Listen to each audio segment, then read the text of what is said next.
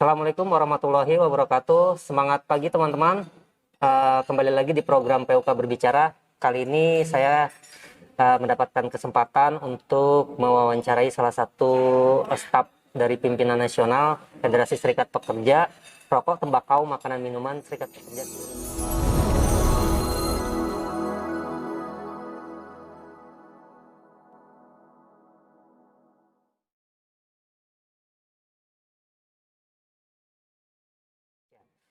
Siapa namanya, terus fungsinya dia dalam organisasi itu menduduki jabatan apa, nanti kita tanya-tanya teman-teman ya. Jadi untuk kali ini juga sedikit berbeda karena narasumbernya kita lebih kepada akademisi sih, fresh graduate ya. Termasuk fresh graduate. Oke, jadi langsung saja kita mulai wawancaranya ya. Yep. Nama lengkapnya siapa nih? Kak, saya manggil apa nih? Kak aja ya? Panggil biasanya sih saya lebih muda soalnya. Oke. Nama saya Filza Nabila Mastura. Biasa dipanggilnya Filza atau Zaza. Zaza. Iya. Mbak Zaza aja kali ya, biar supaya asik ya. Boleh. Oke, jadi teman-teman kita panggilnya Mbak Zaza aja. Mbak Zaza, Yap. ini lulusan universitas mana? Lulusan dari Universitas Pancasila. Oke. Kalau tahu stasiun sebelum UI itu ada, itu Universitas Pancasila di situ letaknya. Daerah Depok juga ya? Jakarta Selatan sih, di perbatasan sih. Oh. Lebih ke perbatasan Jakarta Selatan dan Depok. Kayak gitu. Lulusan di tahun angkatan 2015, baru lulus tahun 2019 kemarin. Oh, berarti benar-benar ya teman-teman fresh graduate gitu kan? Masih baru banget. Nah, ini kan yang saya ingin tanyakan dan juga mungkin teman-teman penasaran. Ya. Kenapa bisa tergabung dalam tim RTMM SPST, itu backstory-nya seperti apa? Sejarahnya seperti apa? Boleh cerita berarti? Iya, ya kita minta backstory kan. Jadi sebenarnya lucu ceritanya. Waktu itu dosen saya ngirimin informasi lah, dan itu benar-benar 1 hari setelah saya sidang skripsi. Oke, jadi tahun 2019 ya? Di tahun 2019 di bulan sekitar Agustus. Oke. Terus dosen saya ngirimin informasi kalau ada magang gitu, ya udah nge-apply. Ternyata magangnya disuruh bikin kajian. Kajian, waktu itu belum tahu kajiannya apa. Saya datang ke tempatnya, sebelumnya searching dulu itu tempat apa gitu. Oke. Buat apa, terus cuma basically tahu doang. Ya Dan itu udah. ternyata kantor PP gitu. Iya. Oke. Dan itu ternyata serikat pekerja gitu kan. Kesan pertamanya apa ketika tahu bakalan kerja sama dengan organisasi serikat pekerja? Dibilang aneh nggak aneh, karena saya waktu itu kebetulan tahun 2018 sempat magang di Kementerian Ketenagakerjaan. Oh, pernah. Gitu. Pernah magang di Kementerian Ketenagakerjaan di bagian hukum dan luar negeri. Jadi pas tahu masuk ke serikat pekerja, jadi kayak oke, baiklah. Oh, emang fakultasnya itu spesifik fakultas apa? Sebenarnya fakultas hukum. Aku tuh oke. fakultas hukum, cuman memang waktu lulus pun ngambilnya hukum perdata. Karena kalau di UP sendiri itu ketenagakerjaan masuknya ke HTN. Oke. Gitu. Jadi agak sedikit ribet kalau misalnya kita HTN mau itu skripsi hukum apa? tata negara, lebih ke situ. Kayak gitu kan. Ya udah, ternyata diwawancara dan memenuhi syarat untuk magang di sana. Ya udah magang, kita bikin kajian. Waktu itu saya dapatnya kajian BPJS Kesehatan, dan rekan saya waktu itu dapatnya kajiannya Undang-Undang 13. Oke, gitu. dan kaitannya dengan apa, Omnibus Law kalau tidak salah ya? Itu kajian kedua. Oh, kajian kedua. Kajian kedua. Ya, buat informasi aja teman-teman bahwa saya juga pertama kali bertemu dengan Mbak Zaza itu ya waktu teman-teman mungkin ingat waktu di kita menyebarkan angket tentang BPJS Kesehatan ya. Iya. Ya, karena itu juga ada tugas dari pimpinan pusat mengenai mapping tentang BPJS Kesehatan, implementasinya di lapangan seperti itu. Nanti teman-teman akan sebenarnya sih sudah dibagikan, dan sebenarnya hasil kajiannya juga sudah kami bagikan dan lain sebagainya. Jadi buat refresh saja teman-teman. Ini loh orang di balik. Saya nggak cuma sendiri, banyak. Ya, artinya salah satu orang yang terlibat dalam pengkajian yang namanya BPJS Kesehatan. Yep. Seperti itu ya teman-teman ya. Jadi Mbak Zaza, Yep. nih ini sih pertanyaannya yang sebenarnya umum aja sih, karena kan basically-nya akademisi ya. Iya. Artinya lebih banyak menghabiskan waktu di ruang kelas dengan teoritis-teoritis hukum, ya kan? Artinya sangat teoritis. Nah, kemudian berangkat dari bergabung atau gabung dalam serikat pekerja, walaupun dalam artian sebagai staf ahli, bisa dibilang seperti itu. Melihatnya seperti apa, kesan pertamanya ketika melihat suatu pergerakan organisasi yang dimana itu dimotori sebenarnya sebagian besar bukan dari kalangan akademisi, kita lebih kepada praktisi. Ya. Kita jadi subjek hukumnya, kita berjalan, padahal actually banyak juga teman-teman dari pengurus yang tidak memiliki dalam tanda kutip pendidikan formal hukum gitu. Bagaimana melihatnya? Sebenarnya kalau bisa dibilang saya nggak terlalu jauh dari kalangan buruh sih sebenarnya, karena kan saya basically pernah ikut jurnalis di kampus juga, dan itu setiap saya nggak setiap turun, cuman teman-teman saya banyak yang turun setiap 1 Mei itu pasti selalu turun. Kita gabungnya sama AJI, Aliansi Jurnalis Independen. Lebih ke situ. Jadi ya apa ya? Kalau ngelihat buruh sendiri, meskipun banyak dari mereka nggak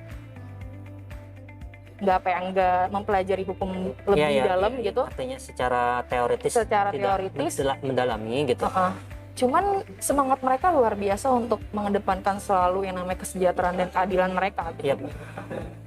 Ini kalau misalnya salah bisa dikoreksi ya, tapi menurut saya salah satu hal yang terpenting adalah kalau buruh nggak berjuang, kalau buruh nggak selalu turun di setiap tanggal 1 Mei, mungkin sampai detik ini kita masih nggak ada yang namanya upah minimum sih.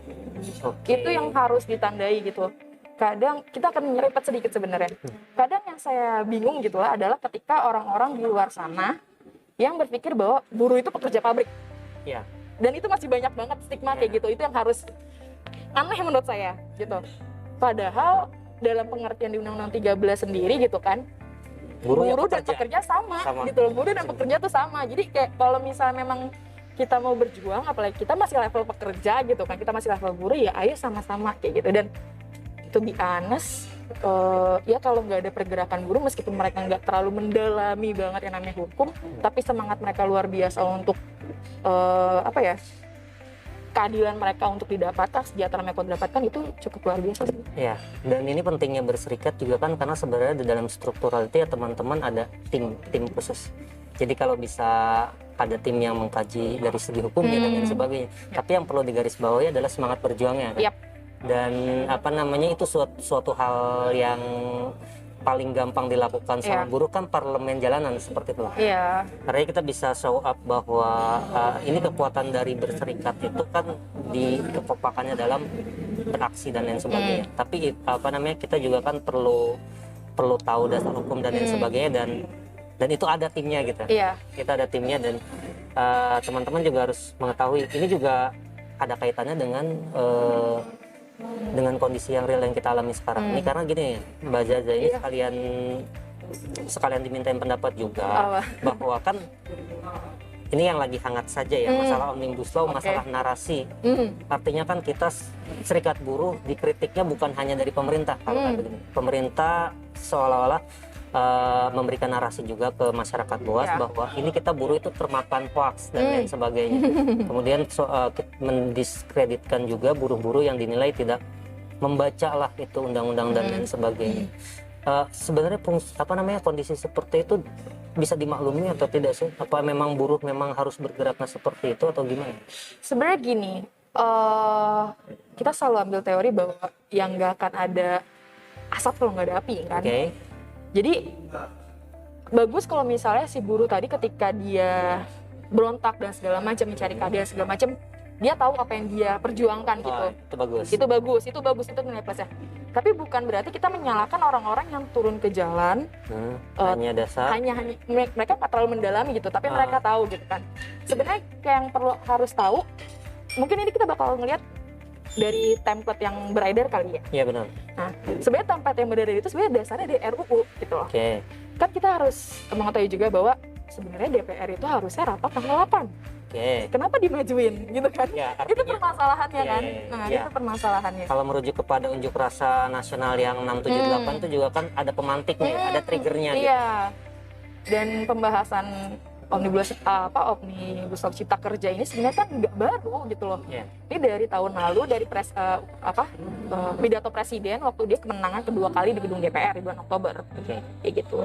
Jadi kalau misalnya dibilang buruh nggak baca, buruh ini, ya buruh yang mana dulu gitu. Ya artinya teman-teman yang ingin saya sampaikan adalah mengenai sikap pekerja dalam hal ini. Benarkah ketika kita berjuang di jalan walaupun kita tidak membaca keseluruhan itu bisa disalahkan oleh pihak-pihak lain, masyarakat luar? Artinya kan lagi-lagi bahwa di serikat pekerja itu kan komprehensif ya, ada bidang-bidang tertentu yang melakukan analisa juga, dan buat informasi aja untuk di RPMM sendiri juga kan di proyek kajian ilmiah yang kedua kan khusus membahas tentang Omnibus Law yang dikerjakan oleh tim Bazaza juga ya. Saya termasuk di dalamnya, tim kajian. Tim kajian ya. Artinya kita sudah melakukan ijtihad hukum, kita sudah melakukan upaya-upaya yang namanya analisa dan lain sebagainya. Itu sudah ada yang melakukan. Kemudian ketika diberikan mandat perintah dari pimpinan pusat untuk melakukan aksi, ya sebenarnya itu alasan yang cukup bagi buruh untuk turun gitu. Terlepas dari substansinya yang katanya buruh itu tidak baca dan lain sebagainya, itu masalah yang lain gitu. Tapi semangat perjuangannya kan harus tetap dijaga. Iya. Gitu sih Mbak Zaza ya. Terima kasih, malah jadi panjang nih. Terakhir deh, pertanyaan terakhir. Apa tuh? Targetnya mau jadi apa? Maksudnya mau berkarir di bidang apa? Pengen lanjut di bidang hukum atau melihat posibilitas yang lain? Ya pengennya sih lanjut ya. Pengen lanjut di bidang hukum juga. Masih nyari-nyari sampai detik ini. Kira-kira ada beasiswa apa yang nyangkut, karena waktu S1 juga beasiswa, jadi mau nyari beasiswa lagi apakah ada yang bisa gitu. Tapi kalau misalnya memang harus mengamalkan ilmu dulu, ya kalau nggak di organisasi ini aku bakal nyari di perusahaan lain sih. Kita mau main perusahaan aja. Oh, jadi dari sisi manajemen bisnisnya mungkin atau ya bisa gitu. Ya biar supaya balance juga ya. Oke, saya secara pribadi juga mendoakan semoga apapun jalan yang dipilih nanti amin. bisa bisa ditempuh dengan baik dan ya cita-cita bersama bisa digapai dengan sukses. Amin ya Allah. Gitu aja ya Mbak Zaza ya. Dan teman-teman, gitu aja informasi yang bisa kita bagikan. Ya semoga sih bisa memberikan inspirasi ya. Bisa memberikan inspirasi dan juga bisa membuka sudut pandang baru mengenai proses balancing dari seorang akademisi dan juga praktisi. Oke, demikian dari saya. Assalamualaikum warahmatullahi wabarakatuh. Semangat pagi. Semangat. Ayo.